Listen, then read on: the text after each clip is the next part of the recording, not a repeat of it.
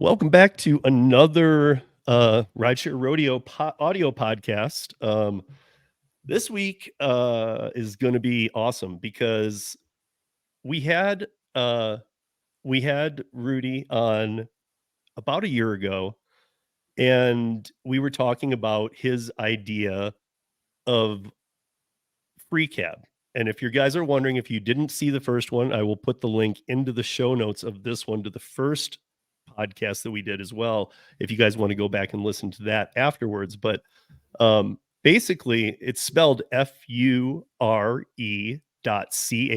if you want to go to the website. But it's pronounced free. Yep. So he's always said it is free. So, and there's a reason behind that. So we're going to get into that today. We've got, if you guys are listening, if you're watching on the, when this drops on YouTube, you'll know that it's not just us at this moment. You'll know in a second as well. But if you're listening on audio, I have the CEO, who is Rudy Ferraz. And then I also have the CMO of Free Cab, Catherine. And we're gonna talk about what's happened, I guess, over the past year and what's coming up. Does that sound about right? Yeah. Because I mean, since I want to also learn, since we've talked, what's happened. Grew the team. Started getting into what city government. Talked to them what we're gonna do, how we're gonna do it. Starting getting into permits. Starting getting into insurance.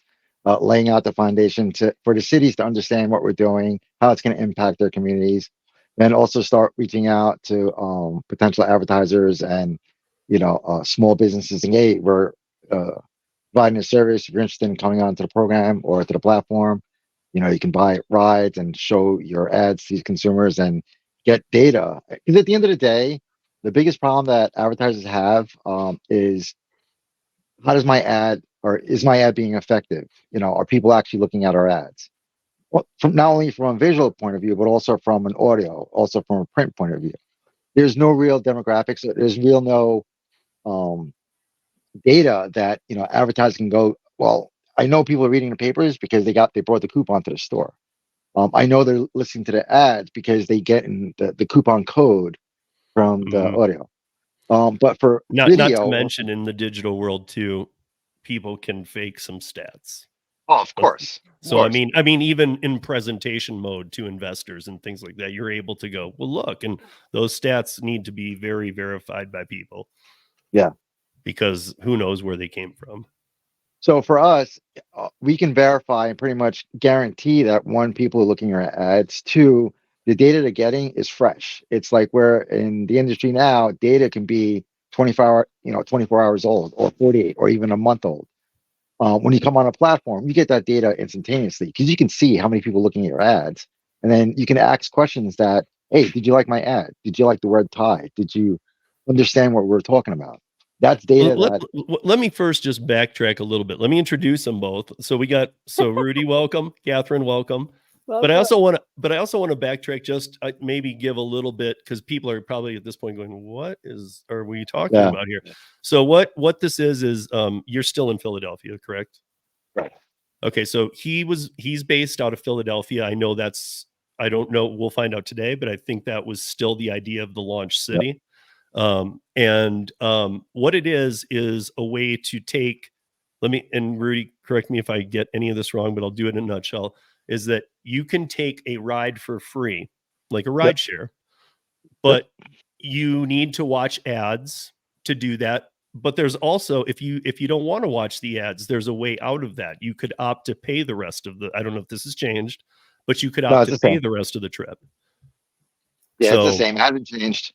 Yeah, because one thing after we interviewed that I started thinking about, that cool part wasn't, at first I was thinking that's just cool that you can go, okay, this is cool, I can take a free ride, and if you watch maybe half of the ride, you could just pay the difference or whatever it might be at that point. I don't know how exactly that works, but then I was thinking, man, when Uber and Lyft after a sporting event or something are just jamming and people have 45-minute wait times on their phone, I mean, why wouldn't you try this? That should be like your bang marketing time.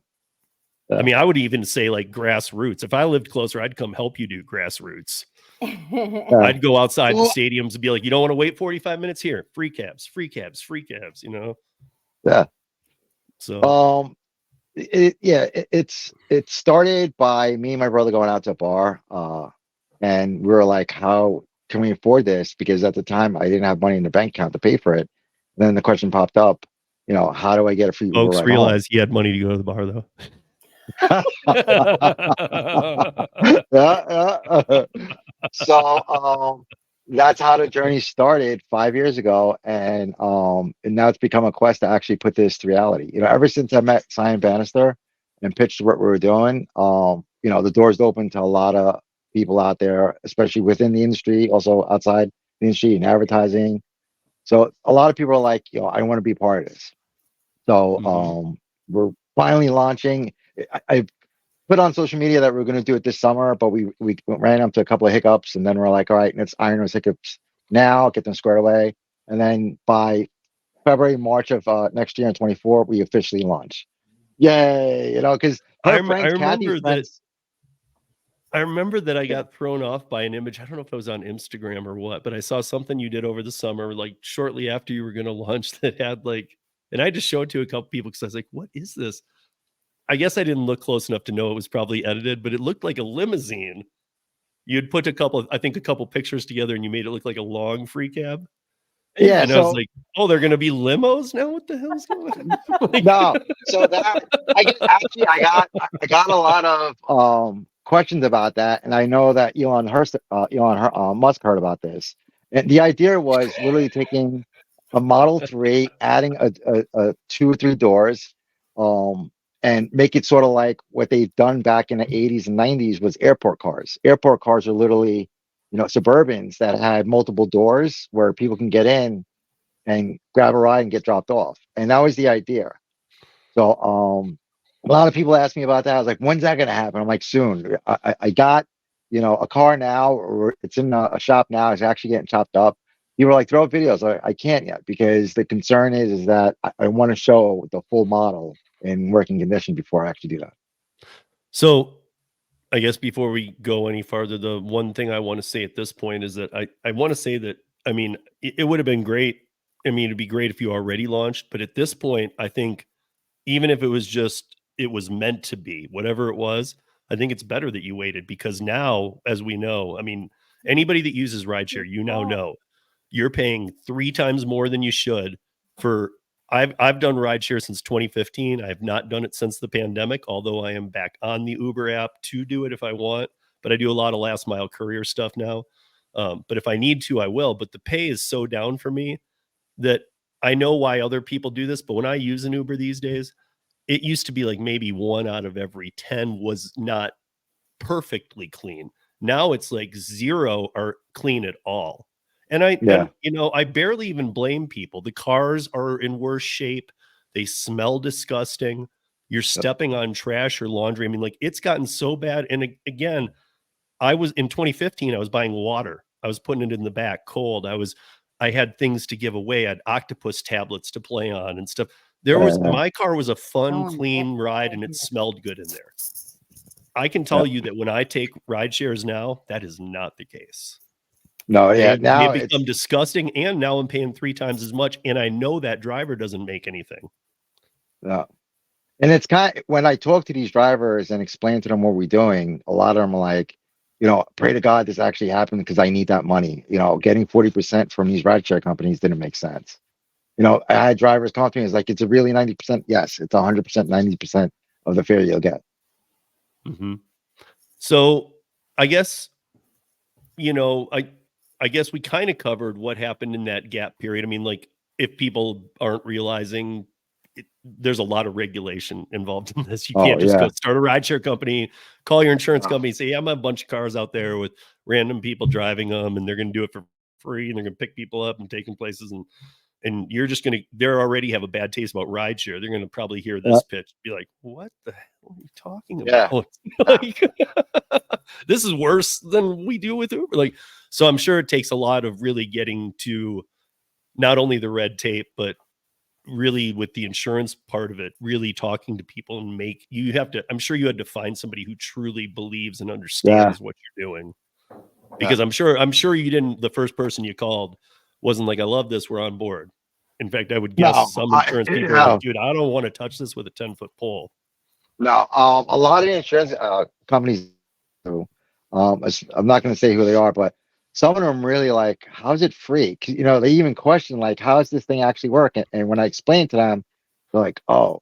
And then when I get the quotes back for actually, let's say 50,000 cars out on the road for us, the quotes are like astronomical. I'm like, what? Wait a second. And then once you start talking to them and then realizing what they were doing, then you realize like, oh, they're doing this because Uber and Lyft and everybody else that got into accidents or had these premiums and all that didn't make sense. So Mhm. for us, it made more sense of, all right, this is how we're going to do it. This is a lot of these guys actually wanted to cut it a pie. I'm like, wait, I was like, I get it. Everybody has to make money, but at the end of the day, a lot of drivers complain to me like, when you look at the insurance stocks from these companies and they're like, $2,500 for a deductible. I'm like, what? That's like insane. I So mean, I it's think just you it's guys, you ridiculous. probably both know this too. I'm sure it applies to wherever you live because everybody I talk to applies nationwide. I have seen bigger insurance rate jumps just on the day-to-day rates of just Oh being a yeah, driver Yeah, than I ever yeah. have in my lifetime in the past year. absolutely.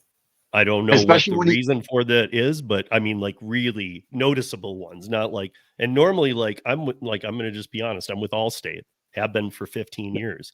Normally I get a deduction. yeah, There's that, "Oh, yeah, you're good. We're gonna give you a little," like, this year, they just kinda upped everything. They were like, "Well, we're not doing that anymore. We don't care how you yeah. drive, just we're gonna charge you more." Well, yeah, because when you get, especially when you add on a policy to it or an addendum to the policy for rideshare, like, oh, I went from being, paying $500 a month now, I mean, $500 a year, but all of a sudden now it's like $1,500. I'm like, wait a second, what's going on here? And then when you call and they're like, yeah, it's because you're doing rideshare. I'm like, what? Then you don't get it. I'm not going to do rideshare. And you get a lot of that from drivers that are like, I'm not doing this anymore because just for the fact that I'm going to be spending more to actually have insurance. So why don't we do this? Let's have Rudy, why don't you explain like you did in the first one that we did, like how this actually works for the rideshare drivers listening, for the passengers listening, for anybody listening, like who's going at this point, who's thinking the same thing I thought when I first interviewed you. How Uh, is this free? This is crazy. What are you talking about? But why don't you explain that mechanism, and then we'll move over to Catherine and let her explain what's going on with the marketing side of it. Awesome. Um, it's pretty much simple. From a rider's point of view, it's just like any other rideshare company that's out there. You order a ride, the ride comes to your door. You So have the again, ability. so just to be real clear, app. It's an app. It's an app. Yep. You're going to use it just like an Uber app. Just like any other rideshare company, and Yep. order a ride.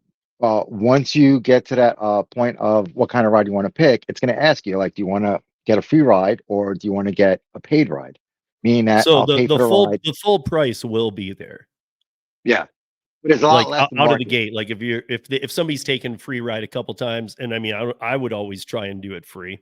I mean, Yeah. I know there's Yeah. there's some, I know we were talking about like how are people going to know if you're looking. I'm sure we'll get into this a little bit. Yeah. But at the same time, I would probably always want that regardless. But maybe if I was like I needed to talk on the phone one time and I was using free cab, I might need to select, okay, I want to Yeah. pay for this. So in that, Yeah. just real clearly though, have you worked out numbers? Are you staying under Lyft and Uber? Yeah. I mean, with I'm not what gonna. if somebody did Yeah, I'm want not to, gonna. if no, I mean, just if somebody wanted to pay full price and not do the free part, like is the dollar rate on a comparable car? And we don't need to be exact. I'm just wondering because Yeah, okay, it's pretty much the same. It apples to apples, yes. okay. But it'll be a lot lower than what's out in the market now because every market that's But out my point there. was going to be, even if it is the same, the drivers get more. So nonetheless, Yeah, if you're looking to use one of the two as a driver, I'm going to tell you to use free cab once they're live because I know that the driver, look, if he's saying drivers get 90%, I used to say that Uber took a big cut, but it's pretty damn close these days to the exact opposite. yeah, Uber taking 90%. I mean, I know it's 60, 70%, but that's still ridiculous that a driver's yeah, getting 30% for the work. yeah. It's yeah. So to get back to how the app works for the riders. They order the ride, they'll get, Hmm. they'll pick either a free ride or a paid ride. And then let's say they do the free ride. What happens is that the car comes, they can verify on our dashboard a number of couple of things. One, that's my driver because it'll show a number on my phone. That's my actually ride. And Hmm. then once they get in the car, we're going to verify you got your seatbelts because a lot of city governments like we want to verify, your passengers are getting seatbelts. So we Hmm. added that feature. So once they're in the car, your phone literally turns into a billboard, and you're going to watch ads on your phone. After each ad, there's actually a couple of buttons to answer a question about the ad. These are Hmm. two ways. One is either through an AI actually generating questions, or two, it's the advertiser themselves asking you the question like, hey, what'd you think about the guy wearing the red tie? What'd you think about my product or service? That's data that advertisers want. Um, it's not all throughout the whole entire ride. So let's say, for instance, it's 15-minute ride, it's half. You're gonna watch 7 minutes of commercials. That's it. So you Okay. got the next 7 minutes of doing whatever, talking to your But it's kid, not, work. but I'm guessing that if let's say it's a 14-minute ride and it's 7 minutes of ad, it's not minute 1 to 7 is ads. My guess is there's a few minutes of nothing and then Yeah, the ads start. Yeah. Okay. So yeah, you've got it yeah, somewhat in the middle because otherwise yeah, people would just take advantage of that. yeah.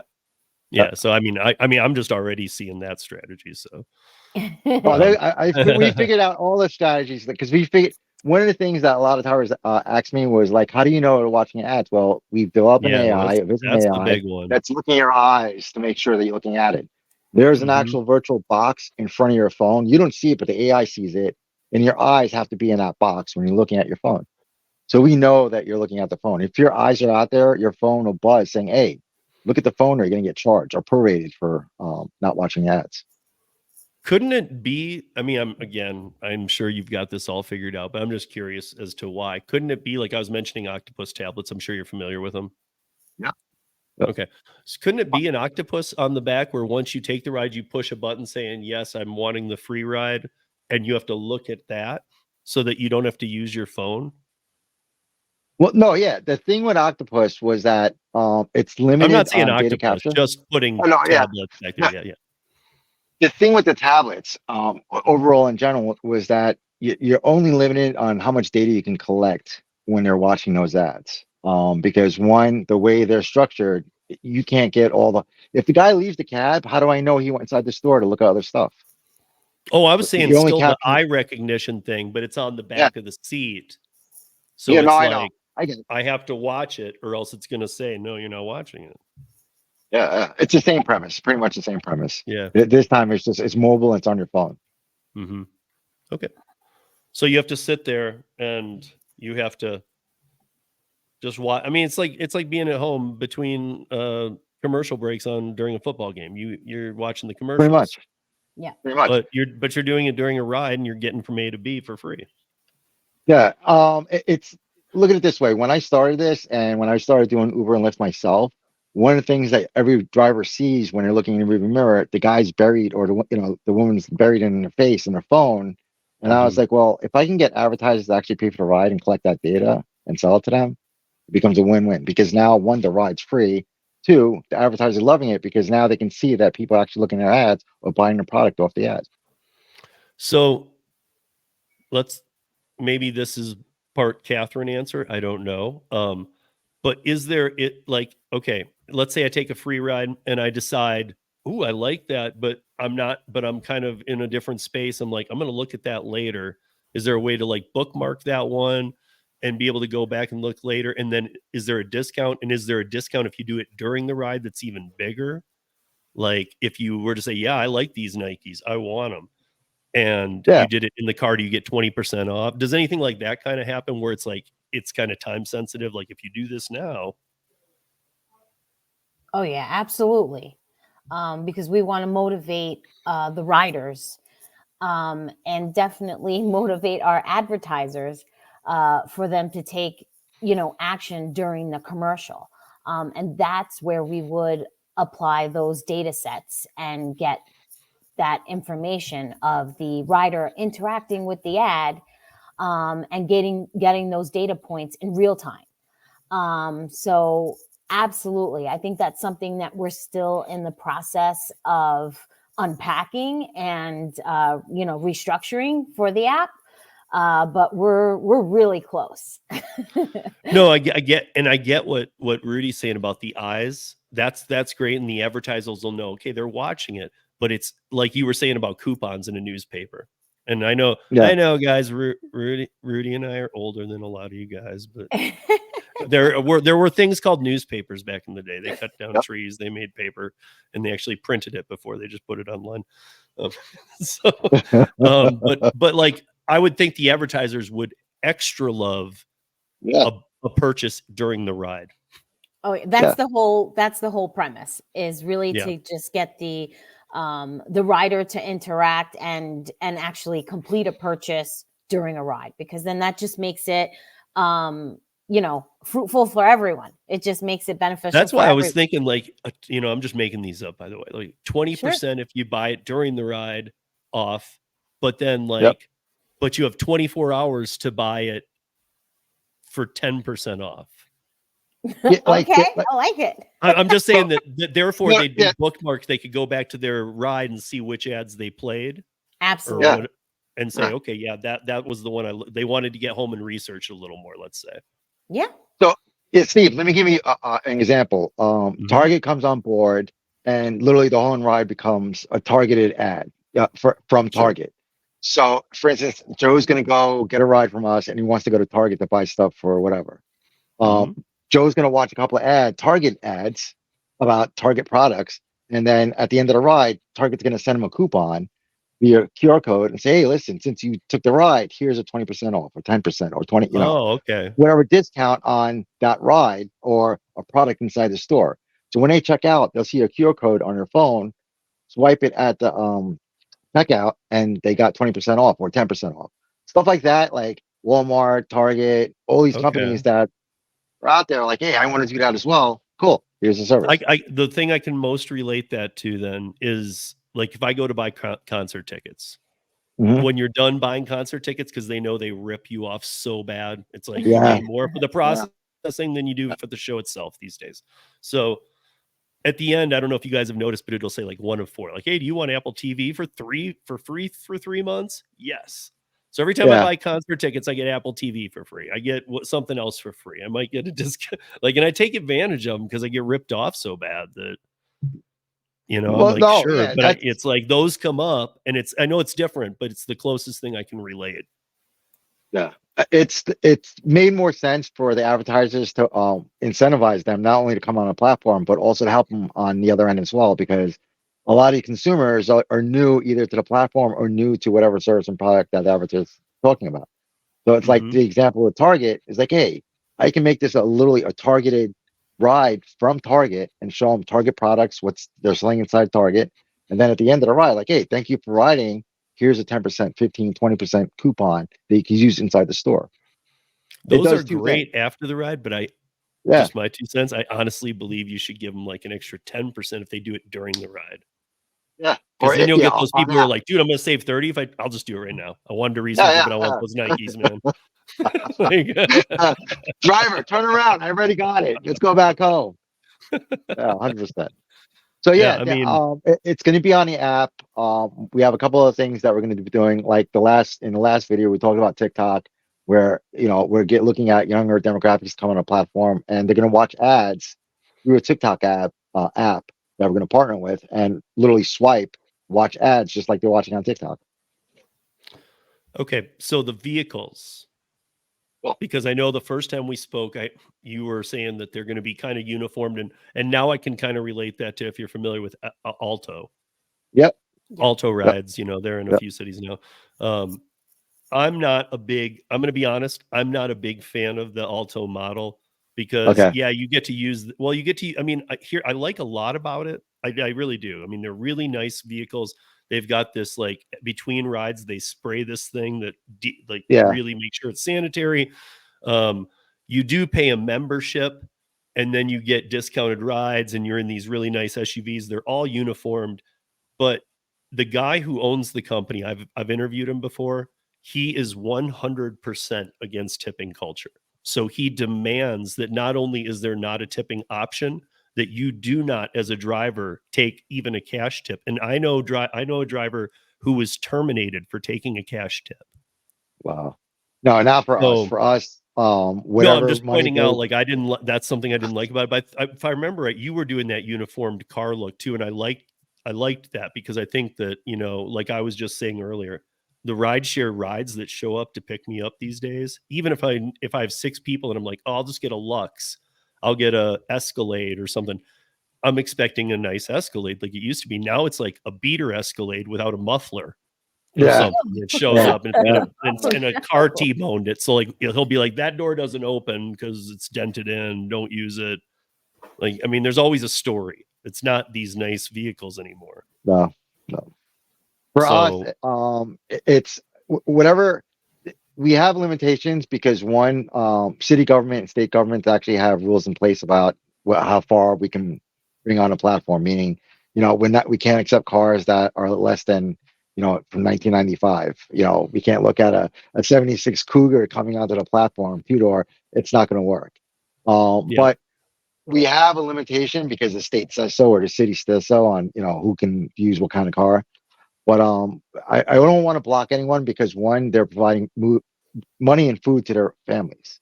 So whatever Mhm. vehicle they have, long it's up to date within the last 15 years, fine, you Mhm. can do it. But the other thing too is that I told to a lot of drivers, like, listen, make sure it's clean because you're not only representing us, but also representing yourself. Because people are going to tweet about it, like, hey, I got you on So camera for saying is there then a ranking system too, or a rating yes, system yes. that okay. Yeah. The reason why is it's funny. I like it, but I also hate it at the same time. I like it because one, it shows the passengers like, hey, this guy's actually a nice guy. He's done good. But then when you get drivers that come on platforms, and you're like, oh, the guy's 2%, like 2 stars, like why? Then you get in the car, you're like, oh, I understand why now.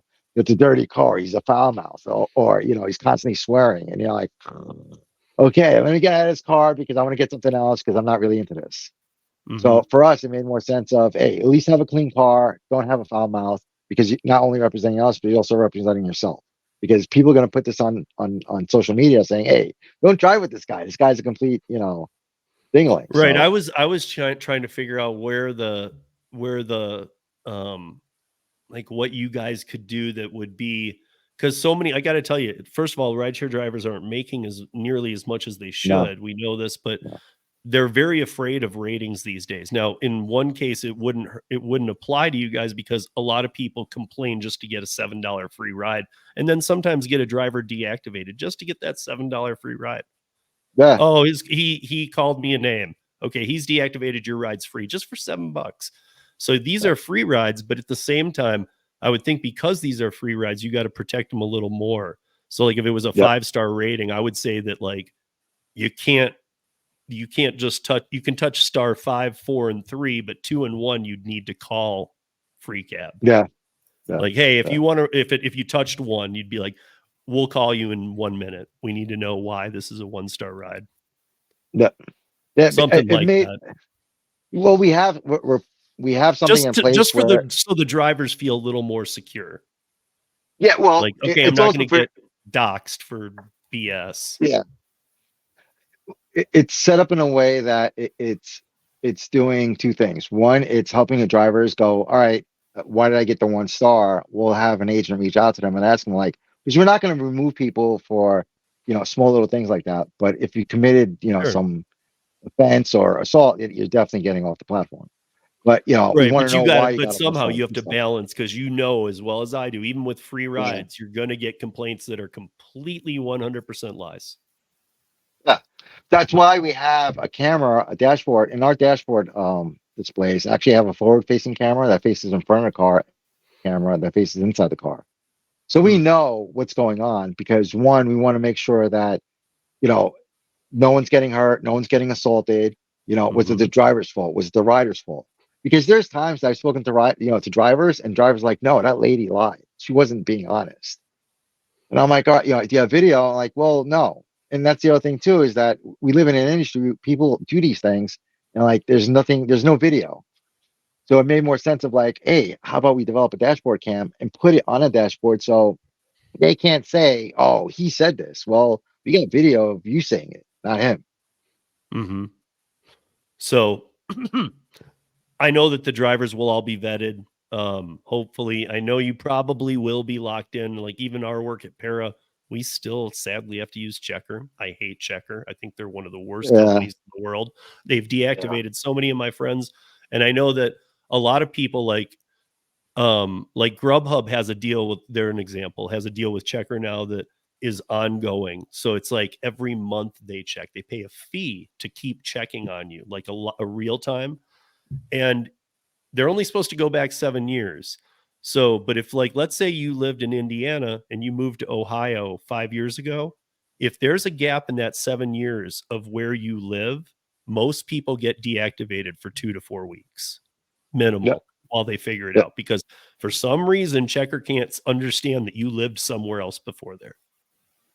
yeah. I The, don't the know reason why. why, yeah, the reason why that I found out, not only from rep, but I also found out through other people that tried to use them, and that was because when there's a gap in your employment or a gap in your work history or a gap in your residence, they are assuming that you're actually in prison.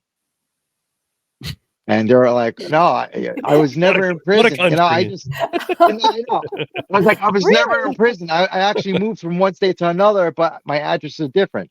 And that was the thing that I was like, this is bananas, because now I know why people are getting deactivated from that. And it didn't make sense. So yeah, Yeah. Checker, I'll I give you reached I'll out to give you them. a worst case scenario with Checker. I just have to do this quick because my friend Mac in Portland, he lived in Boise, Idaho. Him, his wife, and his 9 kids. He has 9 kids. Wow. Him, his wife, and his 9 kids moved to Portland. He was working for DoorDash for a year plus in Boise. He went through an entire year in Portland. He got his license changed. He got his documentation changed. He changed it on the DoorDash platform. They mailed him his tax info at the end of the year Okay. to his address in Portland. They knew he had a Portland license. And then about 6 months after all that, which proved they knew where he was, they deactivated him. He was deactivated for 7 weeks because they said, "Why are you driving in Portland if you live in Idaho?" And he was so confused because he was like, I've heard, he even told him, because he's pretty tied in with all this stuff. And he said, I've heard of the errors you make. And I know that some of them are made because people move and don't change things. He goes, but what I'm really confused about is you guys mailed me a tax form even to where I live right now. So I live Wow. here. I've been working this market. You're able to look, I uploaded my new license. You have that. It matches the address you sent that to. What happened? They didn't respond to him at all. And then he got a couple auto responses like, "Oh, we're looking into it." And he's like, "I'm just deactivated. This sucks." 7 weeks later, he just he was doing it every day. And then he kind of went to like every third, fourth day. After the 7 weeks, he just kind of one random day hit it and he was back on. Wow. Wow. No email, nothing. They didn't even say, "Hey, you're back on. Sorry for that." Nothing. No auto, nothing. It just was like he wouldn't have known had he not hit the app back on. Yeah, it's unfortunate. It sucks. For us, that's not going to happen. For us, it's just more of, you're going to talk to myself or you're going to talk to Kathy. You're going to talk to a human being as opposed to being automated. I get we're in the advent of living in AI, but I mean, at you the end of still the have to run a day, background check, but I'm glad that there Oh will yeah. be a human factor in there too, you have to. because that's the Um, biggest problem with millions of Door Dashers in this country. They can't do the human factor too. So but yeah, it kind of sucks that, people get deactivated like that. But for us, no, it's just, I want a human being to actually say, "Hey, Steve, I know you want to join the platform. These are the things we have to. Here's a checklist of things you have to get squared away." And then if there's an issue with a passenger or driver, there's going to be a human talking to you at the other line, not some robot or some robocall saying, "Hey, wow, what's going on here? Talk to us."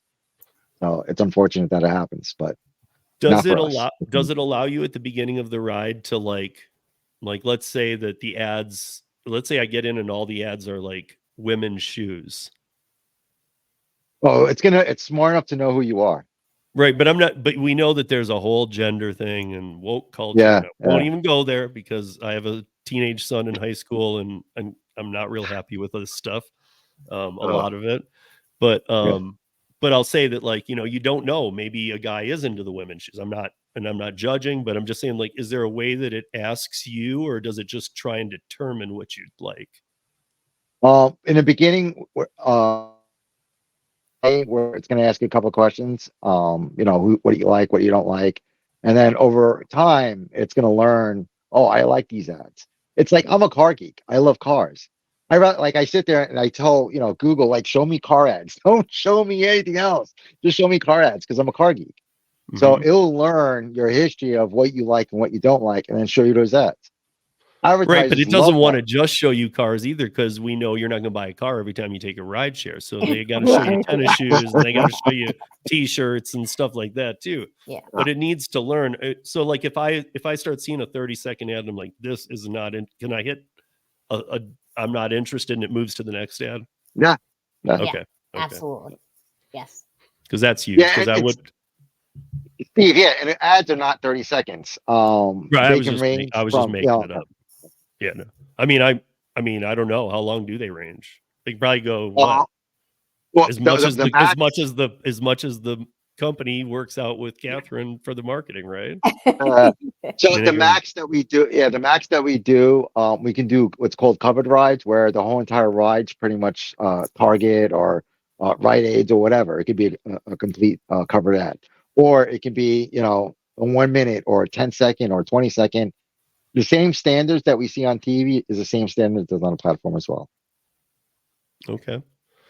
So, guys, obviously the premise here is that the free ride is based on you watching advertising, and this is becoming more and more of a problem because people aren't engaging in advertising as much as they once were. So people are having to get creative, and we also know that, like, we were speaking about newspapers, they're a little dated. So now these news onlines are charging more than they ever charged you to get paper subscriptions, which Yeah, is crazy to me. It's like I saw Financial Times wanted $750 a year. yeah, yeah, And I'm like, I yeah, barely even read your crappy newspaper. I'm not going to pay 750. Like, no. Um, but even TV, I'm going to say this, even TV advertising has taken a blow beyond belief because people are moving into yeah. YouTube and just watching tablets. People aren't really the next 10 years. I don't think we're going to have a lot of people watching TV. No, There's going to be different ways of doing this, and they're just not going to have Comcast cable or whatever that you have no. and saying, like, oh yeah, I'm watching TV, Yeah, you know? absolutely. So people have to get very creative, and I think this is extremely creative. I think it's awesome. How we should absolutely talk about how the drivers get paid. All right. Um, just like any driver app, you sign up, you go through a background, make sure that we're crossing T's, dotting I's. But once you're on the app, it's just like any other platform. You pick a ride, like, all right, most of the drivers that we're bringing on board are local. That's number one. Sure. Every time I took an Uber or Lyft, I got guys that lived, 4 states away. I'm like, what do you know the roads? It's like, oh no, I watched the app. I'm like, no, the I app's going think to tell you I where to think that's go. crucial that you're doing that too, because as you grow, their market might get oversaturated or dry up even, and Yeah, they might start coming to Philly and going, I'll yeah, just work there. And all of a sudden that's a big problem too, because then now it's even hard to even figure out where the saturation is. yeah. So, I It's mean, like, to yeah, make it like, hey, you yeah. drive here. Yeah, well, like in New York, in the New York market outside of New York City, you actually had drivers that actually leave New York and actually go to Jersey because the market wasn't as saturated. When you go to New York City, every other ride is an Uber, Lyft, or whatever out there, and Mhm. it's too saturated. So you had a lot of drivers leave city and come out to Jersey. That night at that bar, the guy was literally from New York City, and he literally drove me to PA. And I'm like, "Do you know how to get there?" I was like, "The app will show me." I'm like, "The app's going to show you the slowest way. I can show you the fastest way." And that was a problem from the get-go when I started talking to drivers and riders. Like, I had drivers come, I don't want to go out 40 miles down the road. I want to stay local. On the app, you have the ability of saying, checking off a box saying, I'm just going to be local.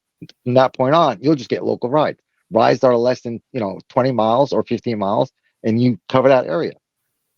Then there's people who actually know I want to do long distance rides. I met a couple of drivers that literally just do only Newark, New Jersey to DC, and it's all they want to do every day, all day, because they live in Jersey, but they can go to Philly or they can go to DC and not worry about it because they know that there's money in it. Right. So we give the ability, we're flexible enough to give the drivers the ability of picking where they want to work. Do you want to work in a zone? Do you want to work either a full-time driver, no part-time driver? acceptance rate? It varies on the market, because some markets now it comes down to like, oh, we accept 90% of doing this.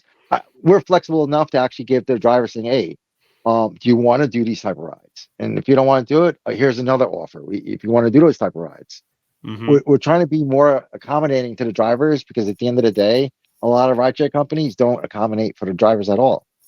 Drivers are sitting there spending a boatload of money on their cars, and they're not like, hey, I'm going to give you 40% of the fare and we'll keep the rest. Yeah, I flipped that around. I flipped it around. I'm giving you 90% of the fare. You didn't even flip it around, dude. You're giving 90% of the fare. 90. I mean, that's not even flipping it around, dude. That's like legit. That's a complete overhaul. Yeah. Well, it's not only that, but it's a lot of these companies have to realize is that your biggest asset is not really, and I wouldn't say not only the riders, but it's your drivers. If you take care of the drivers, give them what they want, they will go bend over backwards to do whatever it takes to support that rider. That's my philosophy. That's the way I look at it. I was like, listen, I'm going to give you 90%. I'm going to give you head to toe medical benefits, dental, all that, just to make you happy, because at the end of the day, you got to support your family at home. You got to give them as much food as possible and put it on the table. When I pitch this to a lot of people, I'm like, listen, the number one mission, and when Kathy came on board, I said, the number one mission that we're developing here is that I want people to have more food on the table. If you take away less money from that driver's pocket, he's not going to have a lot of food for that table. Look, if I'm getting 90% on free cab, and let's say I work Uber too, and let's just say I work Uber, not Lyft, and I'm in Philly, I would rather do, even if I have a little more downtime, I'd rather do 5 free cab rides than try and make that same amount of money on Uber. You know what I mean? Like, I guess my point is that some people might go, well, I'm more busy on Uber. Yeah, you are, and you're not making anything. You're more busy. They're wasting your miles. There's gamification. They're doing all kinds of things they shouldn't. Wouldn't you be better off in doing these and earning the 90% with free cab? I mean, again, it seems like what I wanted Alto to be is what you're doing. And Alto's like, no, we just pay them minimum wage and they get to use our cars. They're lucky. And we do not allow tipping. Well, okay, I don't want to make $16 an hour and you have to take every ride. Yeah, you're forced to take every ride. Yes. For us, it made more sense of, hey, here's a couple of options. When you get on the platform, become a full-time driver, become a part-time driver, become a 1099 driver, work an area. This is your area. It's going to be you and 40 other people working that area, and that's it. You control that area. Or you want to just do long distance rides. I want to do rides that are 20 miles and more. Cool, I'll sign up for that. So we make it as much accommodating to the drivers as possible, because to us, the way I look at it is that our drivers are our biggest asset. The story. 100%. Yeah. I mean, and to give them the more. So did the drivers see because you know how I am about transparency. Do the drivers see the amount they'll get? Yeah. Like, I mean, yes. Because I know that you know how the black box, all the others work. Yeah. You don't want to know anything. Once we launch, riders and drivers can actually compare app side to side. They're going to see the same dollar amount. Right. I mean, and if they're getting 90%, they'll know, okay, just add 10%. That's what the customer paid. If they paid. Yeah. I mean, regardless, it's getting paid for. That's what people need to remember. It'll be paid for by the marketing. And if you're not paying. But I mean, for me as a passenger to know that the 90% goes to the driver, I'm a lot more happy. The driver's gonna be more happy. It's just a more comfortable ride. Being in rideshare since 2015, same type of thing. When Uber and Lyft came here, I don't remember which one it was. One of them I started at 80, but one of them I started at 85-15 cut. In 2015, Wow. that's how they worked. Right. They were like, well, you keep 15, you get 85. And that's why I didn't even look at rides. I didn't care. I took everything because I was like, dude, whatever. I'm making lots of money, Yeah. Yeah. you know. But when you start like being dynamic about like, well, here, you're going to get this, and this is the flat rate. Well, how'd you figure that out? I just made up a number and that's what you're going to get. Shut up, take it. Like that Yeah. really pissed people off. And yet people wanted transparency and flat rate options from the beginning. But now Right. they got it. And the way that they twisted it over the years, they're like, Yeah. fine, here it is. And now it's like you make less with what you asked for. So it's one of those be careful what you wish for. But you're doing the complete opposite. You're doing something that these companies they don't care. I mean, they're No, just, it's because at the end of the day, they're beholden. I shouldn't be saying this, but at the end of the day, they're really beholden to their shareholders because now they're yeah. public companies, and now the shareholders will be like, listen, if Dara's not going to make more money for Christmas, so I can buy my new pool for next year, I want Dara out. Yeah. You know, and Dara knows that problem too because now he has to prove to the market, like, hey, I can actually, the company's worth $1 trillion.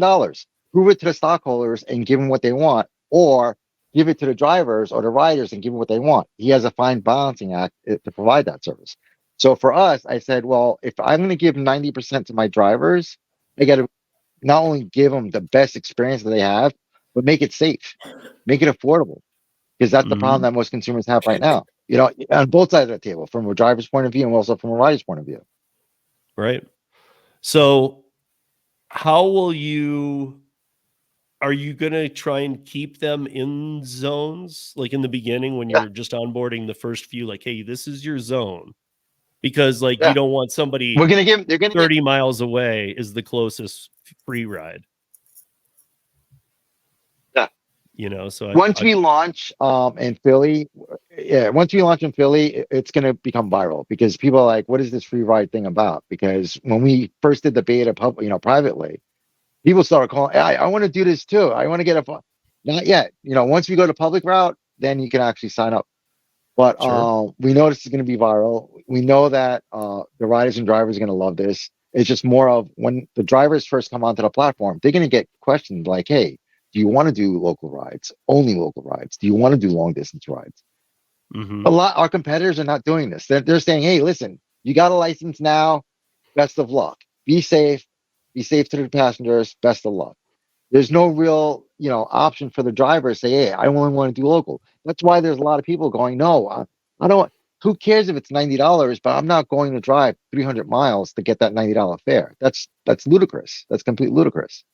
So for us, when drivers come on the platform, they're going to have that option to say, "I want to stay local," or "I want to do long distance rides." Sure. um Maybe I know that you were talking about this last time we talked, but maybe Kathy has insight on this too. Maybe how is the city handling this? How does the city feel about this? This on a city point of view, they love it.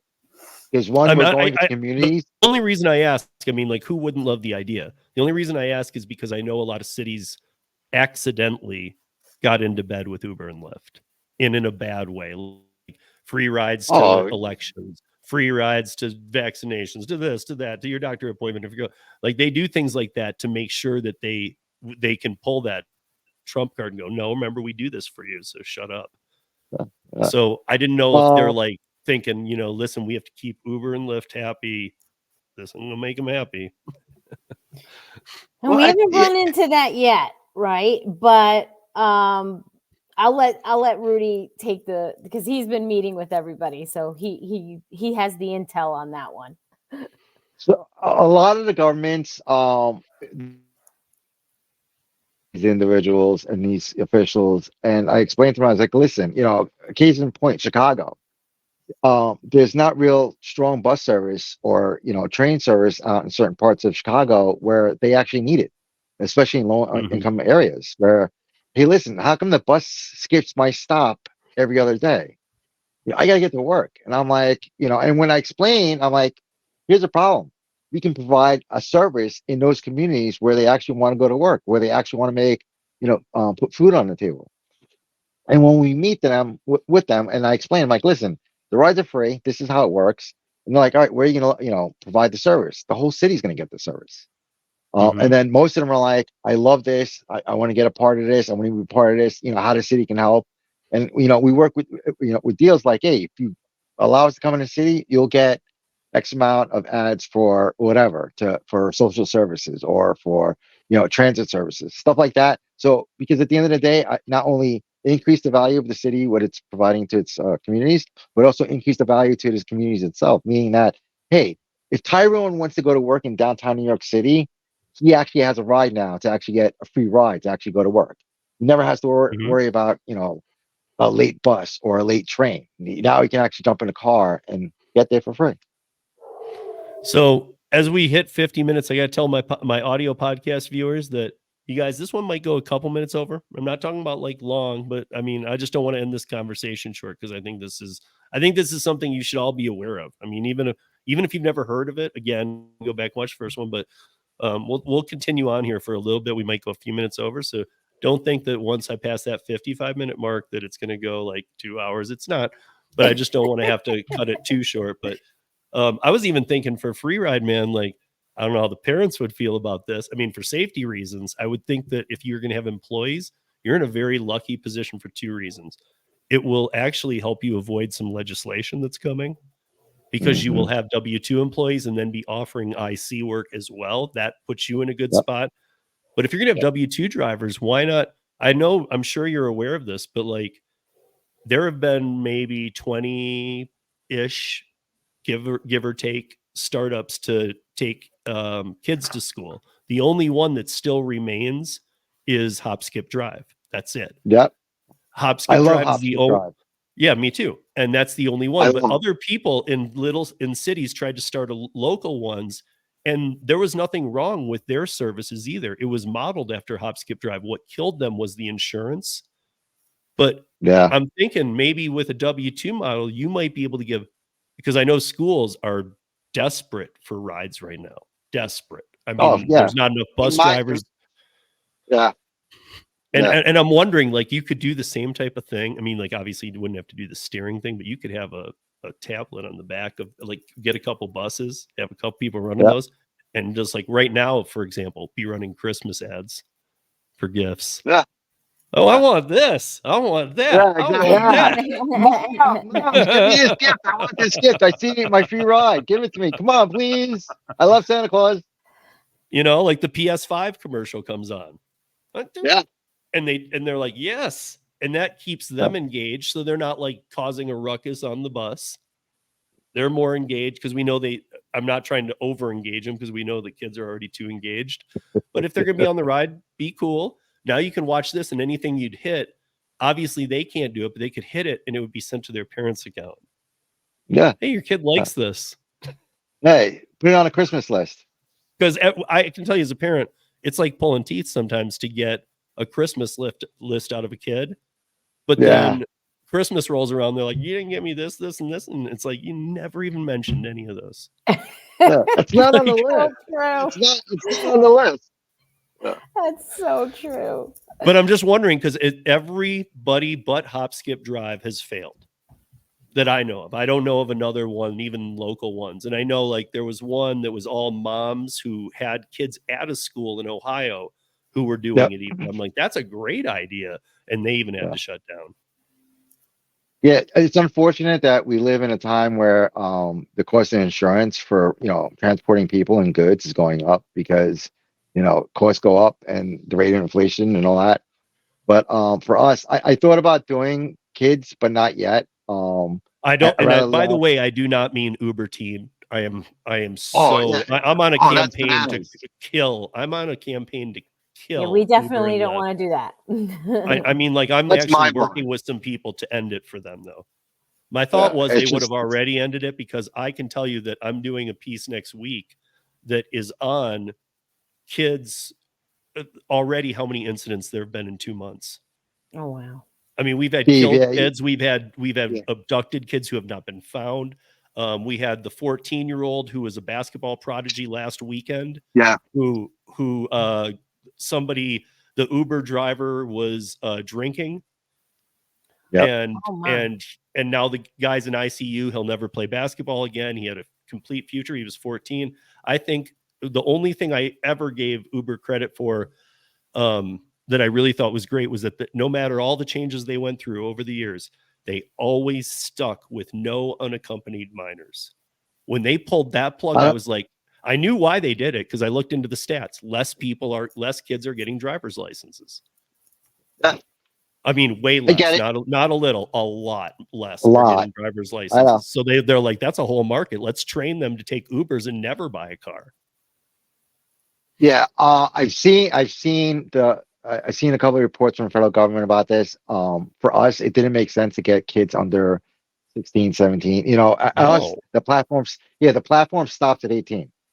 Yeah. It stops at 18 because the officials asked that, you know, it was one of the questions they asked is like, are you going to get kids? No, I don't want kids. Yeah. Kids, one, the insurance is too expensive. And three, you can't trust every person that comes on any platform to actually be kosher. Or, you know, that's why I so to speak. wondered if like with the lack of buses in certain systems, if you could take some of your W-2 people, because those are the people they actually would trust, and say, no, we're not just randomly throwing drivers at you. This is your guy. Yep. And Eventually, almost like, eventually, I mean, it's sad that we're trying to figure out a way to solve a school bus problem that's supposed to be paid for by tax dollars. But at the same time, like you mentioned Chicago. I know Chicago for a while before teen rides were allowed, were allowing lifts to take kids to school. Yep. There's still Mayor I almost called her Beetlejuice. Mayor Lightfoot. If you guys know Lori Lightfoot, I'm sorry, but she looks just like Beetlejuice. Wow. But Steve, for us, it didn't make sense to go down that path of picking up the kids yet. Eventually we'll do it. Yeah. Eventually I just thought for you, because Lyft and Uber don't have W-2 drivers. None. No. So I mean, they probably never will. Could be in a position. Yeah, I mean, Lyft and Uber will probably never go down that road because one day they'll know what the cost of the insurance is to actually transport kids at that age. It's expensive and it's really stupid expensive. Mm-hmm. But from our point of view, it didn't make sense because one, we're a new platform. Two, we're going to really vet the drivers when they come on a platform. So, you know, once we get to that bridge and say we want to pick up, 13 to 16-year-old, just literally only on school hours and school days, and that's it. Because we have cameras in our car. I have teenage kids. I want to make sure that my teenage kids get home safely.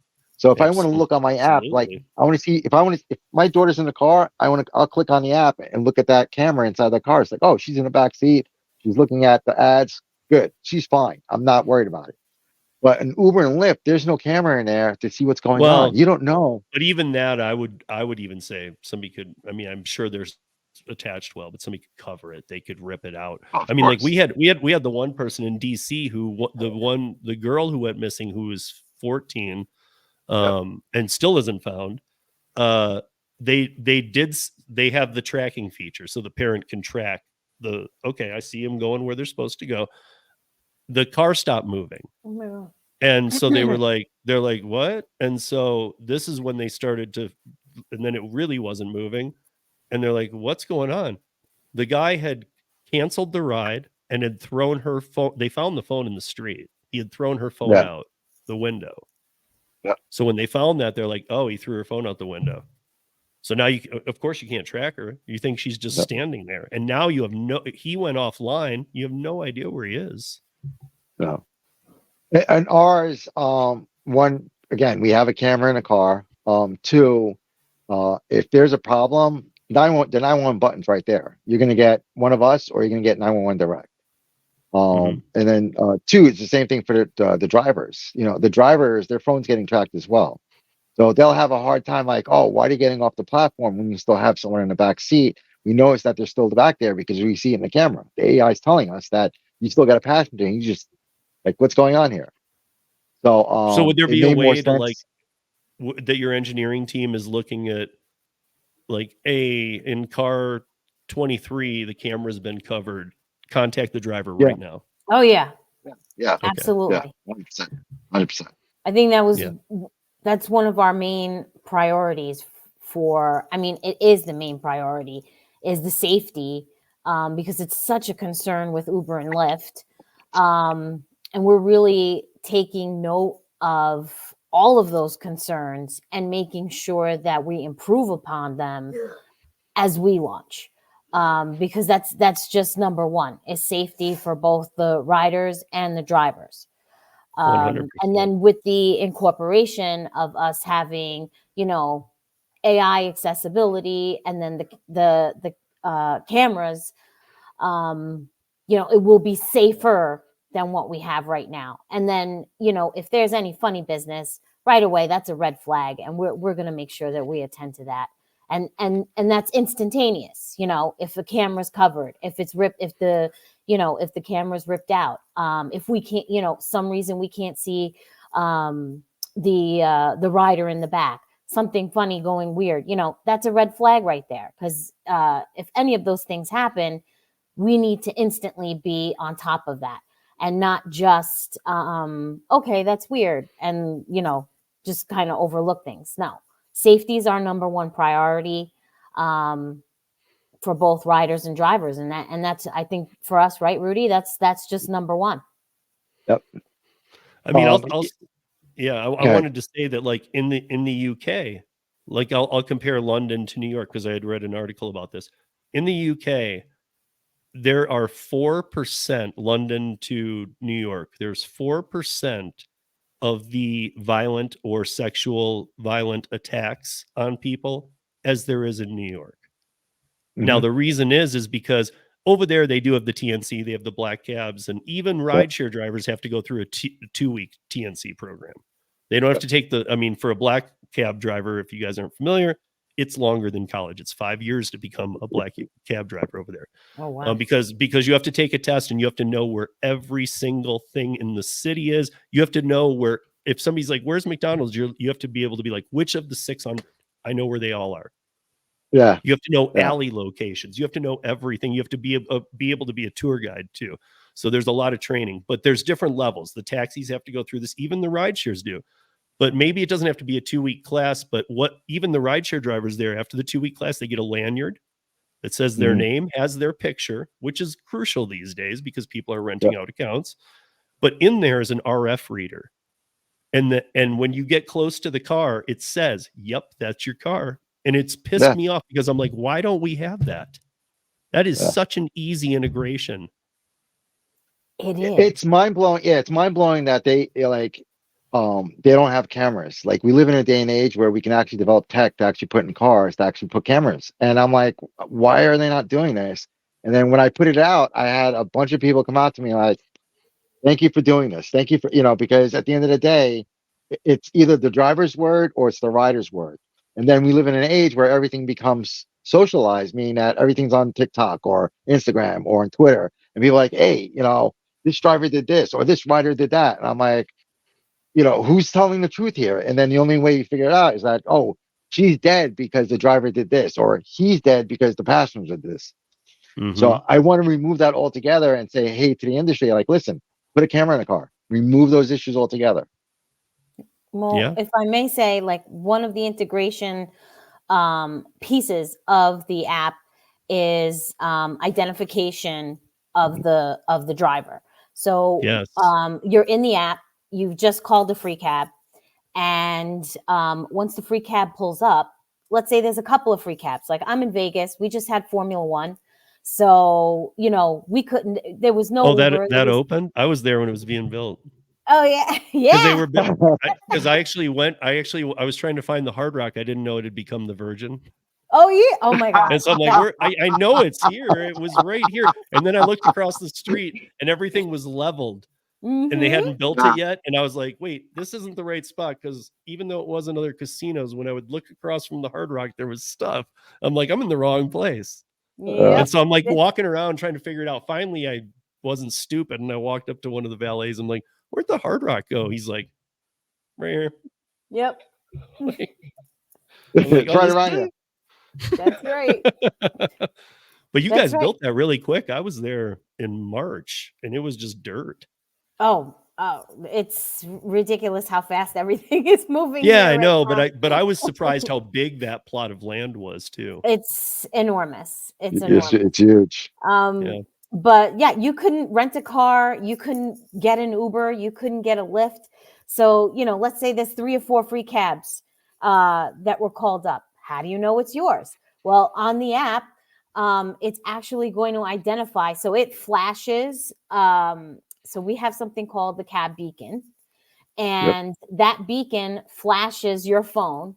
And once that flashes, you see the driver's picture, you see the make of his car, you see his driver's, his license plate, so that you can identify, yes, that's my car, that's the car that I go to, this is my driver, this is my ride. So that's the first, safety measure that we have in place.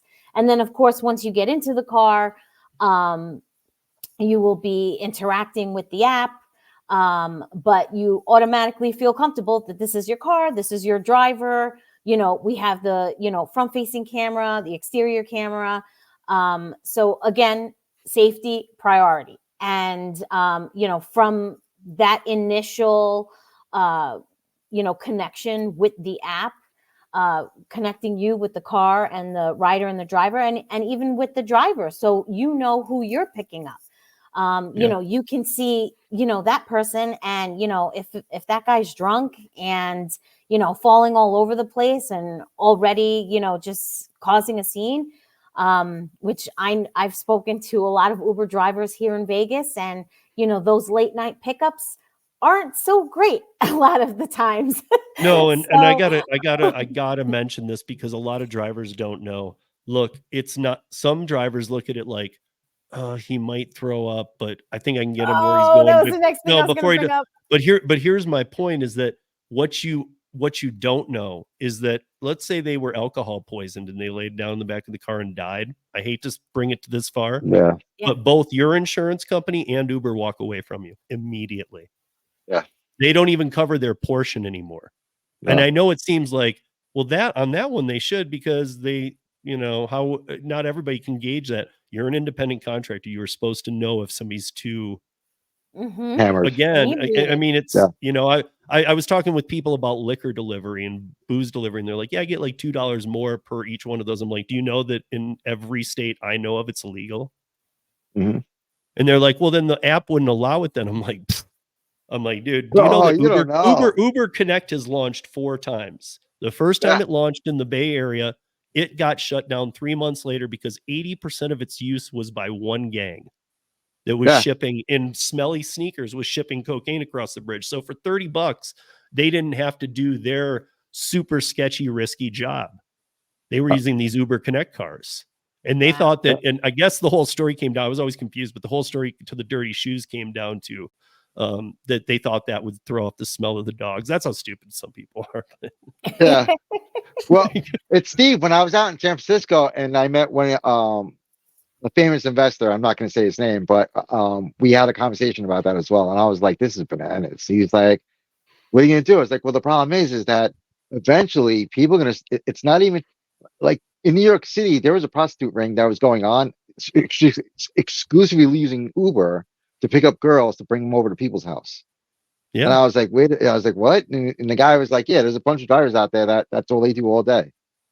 Yeah. Like they'll take It's that, probably, I hate to say this, but it's probably a great way to expand your portfolio if you're a pimp, because you might as well be driving people around too and making some money. I yeah, mean, Oh my crazy. gosh. and you're kind of Yeah. covered. You're like, I'm just driving, dude. I'm not a pimp.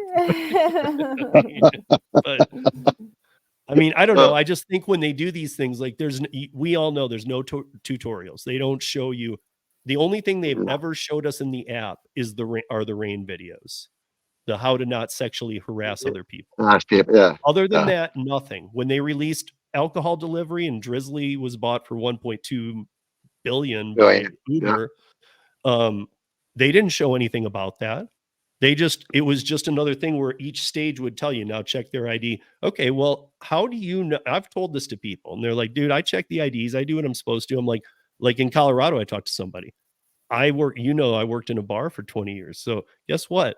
I said, are you tip certified? And they said, no, I'm on the DoorDash platform. I said, okay, then you're completely not covered. DoorDash doesn't have you, neither does your insurance. He's like, that's wrong, because DoorDash wouldn't have it on there. My insurance has me. And I said, if you're not tip certified, you cannot serve alcohol.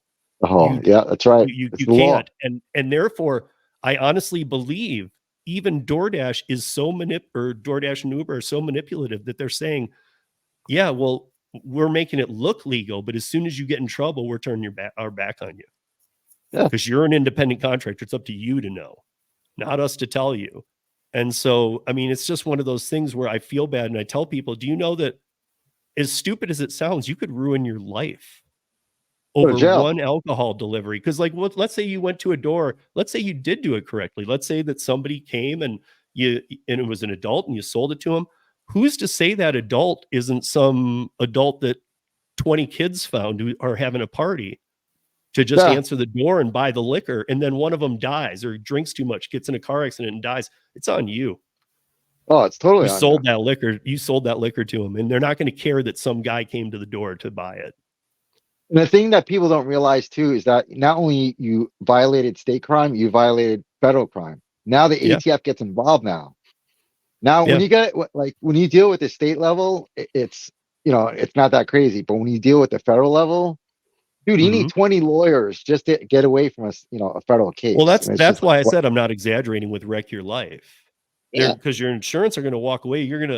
And they can't go after the companies because you're the contractor. I mean, they sometimes try, but they never win. I mean, we saw this. Finally, the case played out with the Uber driver and the autonomous in Phoenix, and they left her to hang and dry. And if you're not familiar, they openly, I mean, it's as corrupt as it can be, guys. This was in Maricopa County, which is Tempe and Phoenix. And they decided that because people were on top of overpasses dropping cinder blocks on Waymos because they hated these so much in their area. So now they had to move the court case over out of Maricopa County to the adjacent county, which is illegal, because Uber paid to have that done. And yet the court case didn't involve Uber. Uber paid to have it moved out of there. And then this lady, I mean, she was making $20 an hour. She spent the last 5 years in courts with lawyers. I don't even know how she's paying for it. I don't know what happened. But now, I mean, all this happened to her. And I mean, that should be very clear, because everybody's always like, no, they have our backs. No, they don't. That's proof. Nope. I mean, they were sending her out in an autonomous that didn't work, and it's proof. Steve, for us, again, our biggest asset is our drivers. We give them all the tools that when they come on a platform, they're going to school. They're going to do 2 weeks. We're going to show them the ins and outs of the road. We're going to show them ins and outs of the laws. Because at the end of the day, when I was growing up, I got harassed by cops. They see you in a nice car, an expensive car, and they're like, who's this kid driving this car? So literally day in, day out, I got pulled over by cops. So I don't want my drivers to have that experience again of saying, hey, I'm doing rideshare, why are you harassing me? Well, I have to explain to the drivers, like, listen, these cops actually have the right to stop you because maybe the passenger called the cops. Or maybe the driver called the cops. And we have to explain. When I did Uber, your training was literally, all right, thank you for joining. Go to work. Yeah, it said, that's what happened to me. Have you downloaded the app? Well, then what do you need? Just go. Just hit go. I was like, what do you mean? What? Like that first, I How don't know do you about do you, this? that first time hitting go, you're like, Like you're and touching then, the and then you're button, like, wait a minute, is this okay? Is this legal? What's going on here? Like, I do remember, I will say this, when I was first onboarded to Lyft, they did have a mentor program. You would meet somebody in a park. Not anymore. It was never at a house. Yeah, but it was but I got to tell you, it was worthless though, too, because my mentor told me at the time, he's like, dude, Lyft is awesome. All you do is sit at your house and just wait till a ride you want. And he goes, screw the system. So I was mentored by somebody who told me to abuse it from day one. Wow. So, I mean, I'm glad to hear that you're going to do some training. So, I mean, as we wrap it up here, can the two of you, maybe between you, Rudy, I don't know who wants to do it or how you'd want to do it, but do you have like a 2 to 4 minute elevator pitch that you would give somebody, like an investor, let's say, like not just a driver or whatever, because we've kind of gone through that, but like how would you really, we've talked about it, but how would you in a nutshell explain this how it works and why it'll work. And Go, Kat. It's all you. You got the best one. Okay. um, so we offer free rides in exchange for watching short, engaging video ads on your mobile phone during your trip.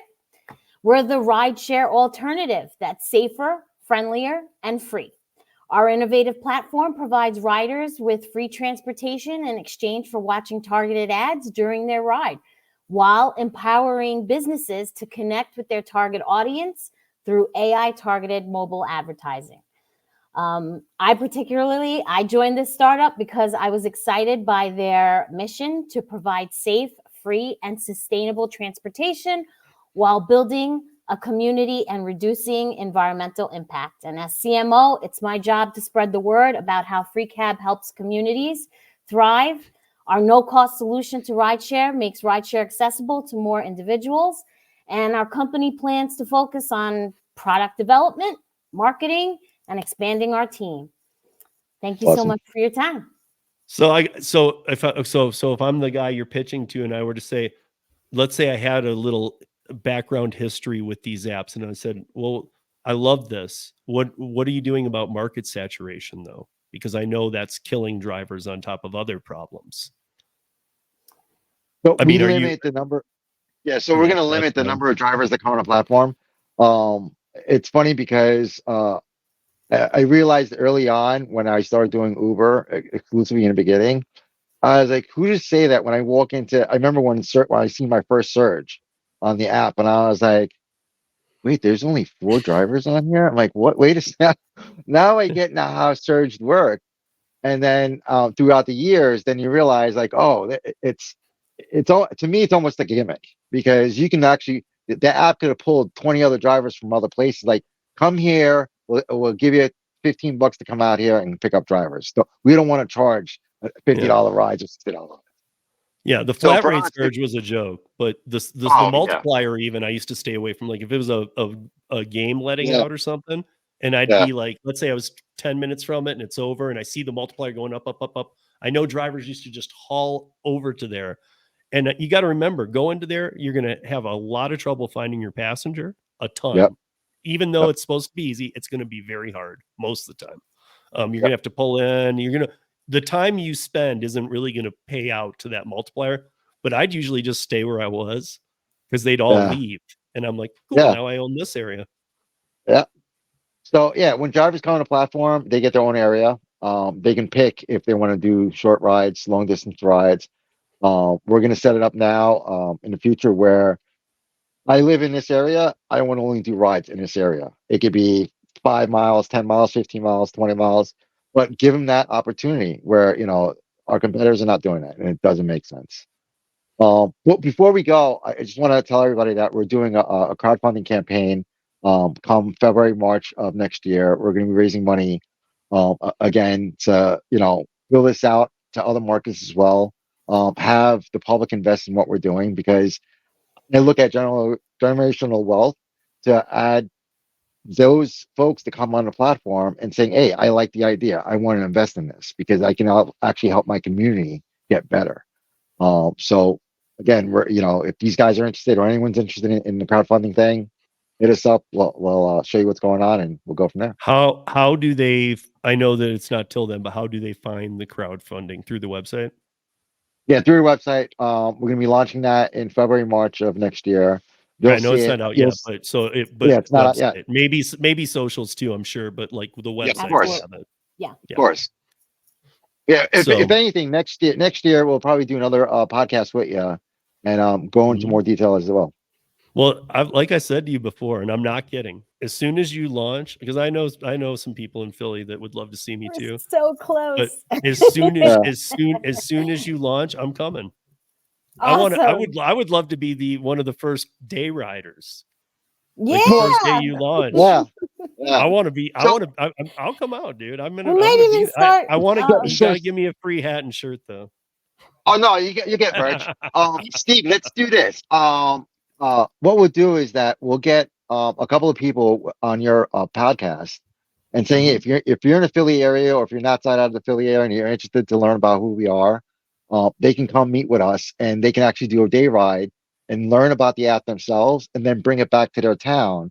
Like, hey, Steve's going to come to Philly. We're going to show him how it works. And he's going to go back to Philly and become our spokesperson or, chief rider out in your area. Yeah, with Because at the end Paro, of the day, we call them ambassadors. Yeah, that's City there you go. ambassadors. Yeah, that's a good That's name right. for them because it's right. It's correct. It's as long as they fully understand it. And I think at first for the beta, it may be through invitation only. So Yep. consider this the first invitation. Well, I would hope I get an invite. If I don't, I'll be like, really? Of course. You already got one. I mean, not only Steve, what are just you because I talking want about? to. It's already in the mail. I mean, like, I've started to, over the years, I've started to meet people in person that I have on the podcast. So it's really been cool. And for the most part, I've found that they're exactly how they are when we're online. And I didn't know if that would really be the case or if I'd wind up with some whack job and going, whoa, dude, you are, whoa. But everybody's been really cool. It's awesome. But like Awesome. I want, I've talked to Rudy a few times. We've done some lives and stuff, but I would love to meet him in person. I would love to be there during those initial days because I'm sure there'll be some hiccups, but they're not going to be bad. It's just what happens. But I want to see it work. I want to see this work and how, like, oh my gosh, this is awesome. Yeah, because I mean, like, if I'm telling like, geez, I just paid nothing. Like if I fly in, let's say, and then when I leave, I mean, I'll do some while I'm there, but when I leave, if I take one to the airport, I'm like, guess what? I just took a rideshare to the airport. Guess how much it cost me? $0. Yeah. That's a big awesome. plug. That's a big plug because other people pick up on that. Go, what's Steve talking about? Why is it free? Yeah, because it's free cab. That's right. We want to put the power. We want to put the power back into people's hands, right? Oh, 100%. 100%. That's what Cyan said. Yes. That's why Cyan was like, I'll definitely, I'm going to be part of this. Because when I pitched her, she was like, what? How's it free? And then when I showed her how it works, she's like, how much? How much you want? I'm like, the rest became history. So project it as best you can. I know that it's been a long road, but as best you can, when do you think, and I know other cities will follow after you build out Philly and watch it work a bit, but in a best guess, when do you think it launches?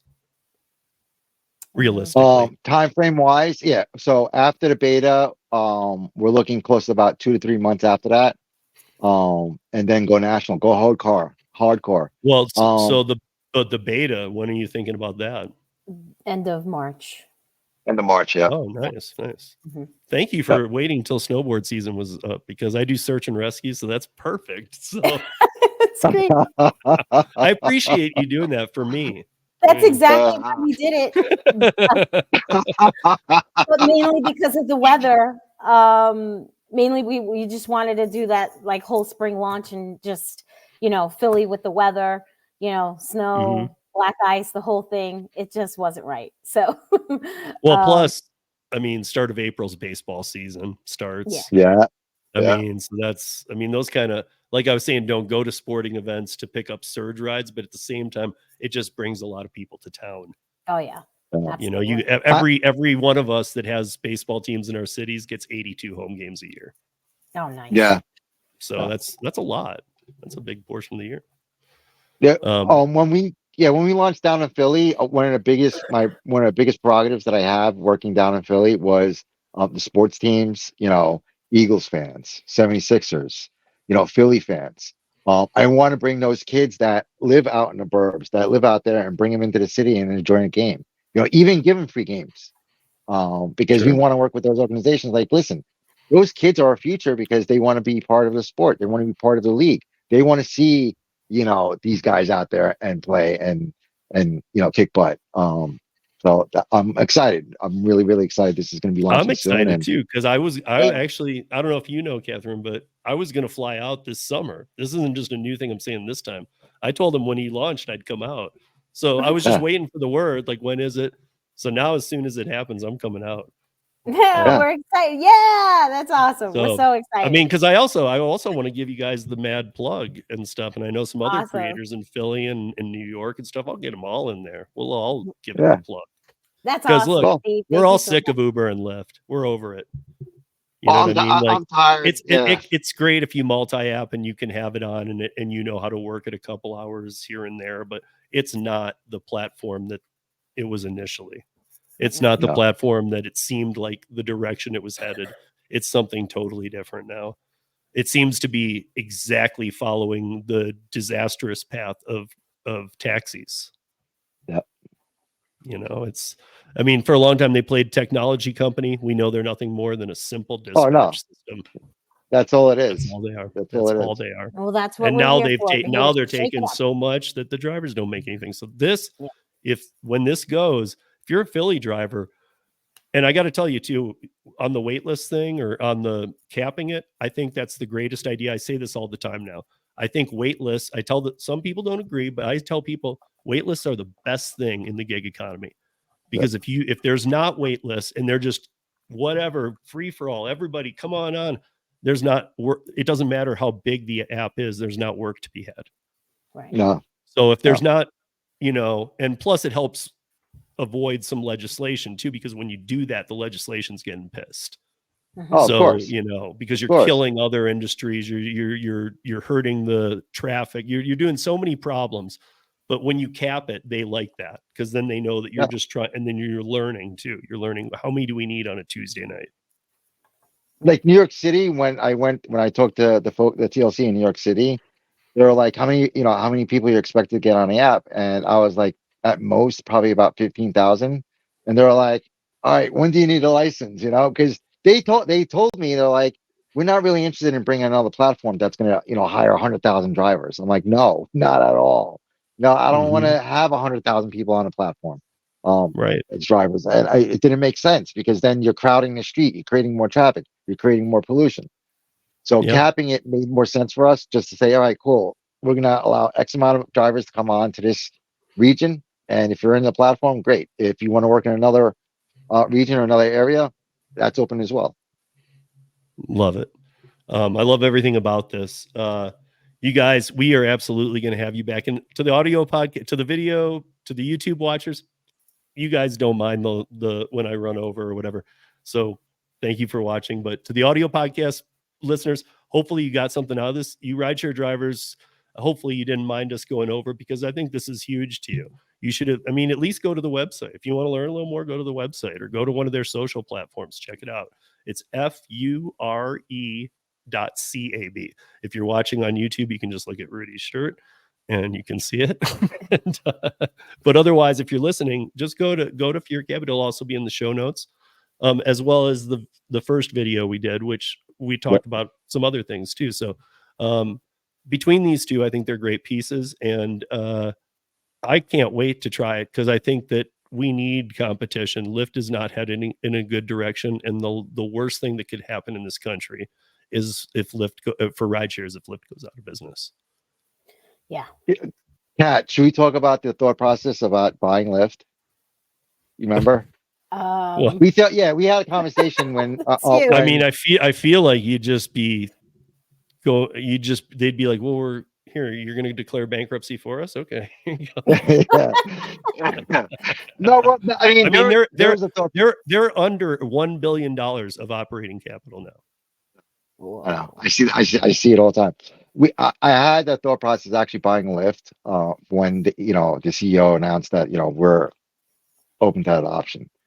But the more we thought about it, the more we're like, here's the problem. We're gonna integrate, or we're gonna absorb problems from the jump, because they have problems within their ranks. They have problems on the driver's side. They have problems on the user experience. And I'm like, no, I want to start with a clean slate. I want to start with something that's simple and fair to the communities, simple and fair to the drivers and riders that are out there. And I was like, nah, it didn't make sense. So, all right, guys. We'll check out Free Cab. I spelled it out for you. I'm going to say Free Cab because in the first one, if you do watch the first interview, you'll catch me many times saying Fure, and every time Rudy corrects me. I just couldn't get over it. I was like, hey, I'm going to start rapping. Now I got it. Now it's stuck in my head. Just takes a minute, but check it out, guys. And thank you both for joining us. Thanks for having us. Thanks. And I can't wait to see the progress because I think once you actually launch, I think that, you know, it might take some time, sure, but I think it's going to be a big thing. It could Yeah. be a major game changer. Awesome. So Awesome. thank you Thanks, both. Steve. Thank you. Thank All you, right. Steve.